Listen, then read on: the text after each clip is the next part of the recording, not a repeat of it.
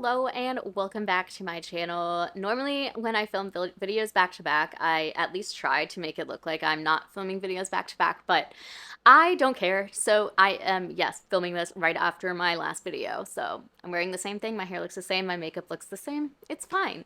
So we're going to talk today about the first half of the books that I have DNFed so far in 2024, of which there are numerous, hence why this needs to be in two parts. So I'm personally a big DNFer. I always support the DNF. If you're not enjoying a book you're reading, life's too short. Just, you shouldn't finish it. And I personally don't know how to explain that to other people when they're like, I don't know, like, don't you feel like unfinished? And I'm like, I mean, I guess, but I don't care. I get to a point in the book where I'm no longer caring what these characters are doing or feeling or whatever, so I don't really care if I'm feeling incomplete. So enough of that. If you need a DNF cheerleader, that's my job. Hi, hello. I'm always here for that. So let me start at the beginning. So the first book I DNF'd this year is by one of my favorite authors of all time, and that's Stephen King. I DNF'd Cell. I had this one on my Kindle for ages, and because anytime I see a Stephen King book that's like on a discount or whatever, I'm like, just get it. Because 9 times out of 10, I'm going to like it.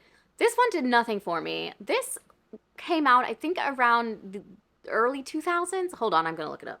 Moments later. Okay, yeah, so it came out in 2006. And it basically is about this world where one day everyone that has a cell phone or is like near a cell phone turns into like a rabid animal and like attacks each other. And this guy is trying to reunite with his son. He's like in New York City, I think. No, I don't remember where it's set, but it takes place in a big city and he's like trying to get back to his son and it's just like chaos. And it did remind me of the way that the book was like structured and kind of like the general vibes, I guess, were sort of like The Stand, only in the sense that it was like this like epidemic taking place and this guy trying to not get, the virus, not getting the like cell thing. And I just thought this was pretty boring, to be honest. And I'm not talking about The Stand because that book is a masterpiece, so I won't be taking questions at this time. This feels like it was just a little too timely, if that makes sense. Like, this book would just, I don't think it would be even scary today because we just know so much about technology. And so, myself, reading this in 2024, I did not find it scary. I found it, like, campy. And I just don't want that in my Stephen King books. Because it really just did nothing for me. It just felt like, oh geez, okay, we're going on this journey to find this kid, but the cell phones are making everybody turn into wild animals. And I might have gotten part of the plot wrong because I literally started reading this and DNF'd it in like January. So again, could be wrong, but yeah, that's my general recollection, and I was just not interested. The next one was one I actually talked quite a bit about on my channel, and that's The Ministry of Time by someone, but the picture will be here, so you'll know. I got an arc of this, and then I think I got a finished copy. Anyways, I was very excited about it. It sounded like such a fun premise, but it was just not good.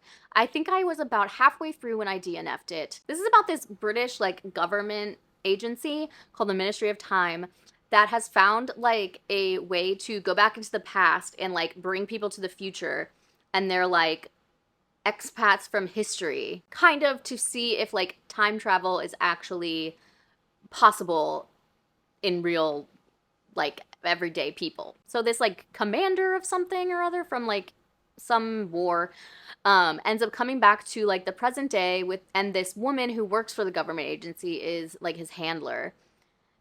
And it's kind of cute and funny at the beginning because she's like teaching him how to be a person in the present day and like things that he's confused about. But honestly, just like nothing happens. And then I heard this that like later on in the story, I think there's some sort of romance. And I'm like, I did not get that vibe at all. So I don't know where this was going to go and when it was going to start feeling evident. But like, that is not what I got out of this book. So, yeah, I just felt this was like a really boring book. There wasn't even like friendly chemistry between these two characters as far as I read. But, yeah, so don't recommend that one, but I mean, plenty of people liked it, just not me. The next one is The Safekeep. Again, I forgot the author's name, but it's here. So this one is about a family in like the rural Netherlands right after World War II ended.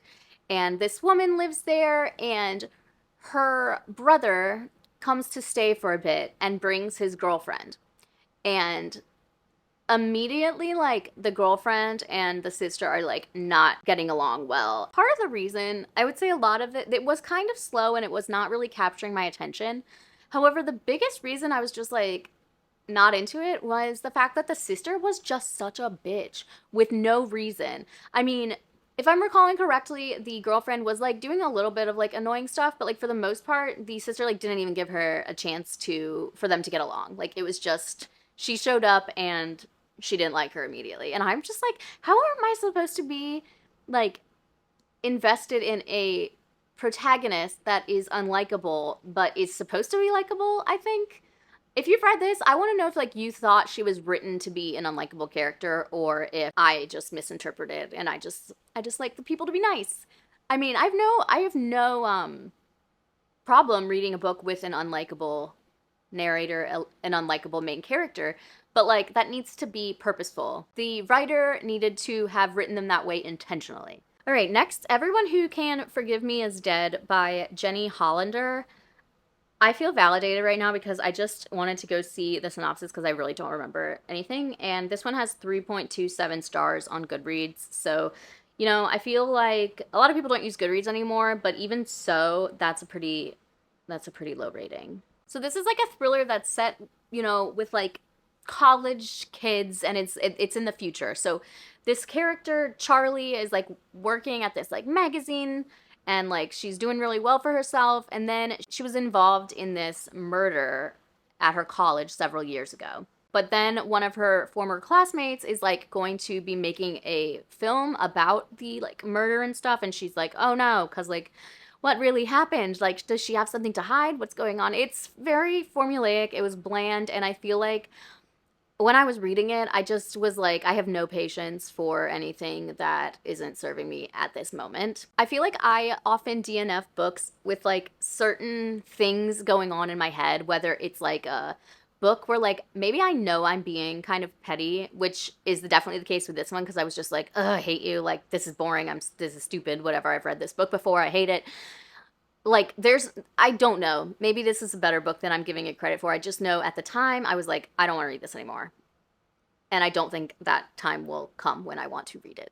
There's also books like The Safekeep, for example, or The Ministry of Time, where I'm like, I think this is a cool premise, like I want to like this book, and maybe I give those a little more time to see if it will get better, and sometimes it does and sometimes it doesn't, but this kind of book, I feel like I'm often very like quick to say, nope, not it, DNFing. Middle of the Night by Riley Sager. So I'm not going to go too into this one. I actually made a video about all of Riley Sager's books and like which ones I liked the best and which ones I liked least and all of that, like ranking them all. So I will link that one if you want to see all of my thoughts, but basically I just didn't like this. I just really quickly like rewatched what I said about that book and now I'm just like remembering it all. Yeah, so I really didn't like this based on the way that it was going, the direction it was heading. So like I have no problem reading like ghost stories. I tend to really enjoy them.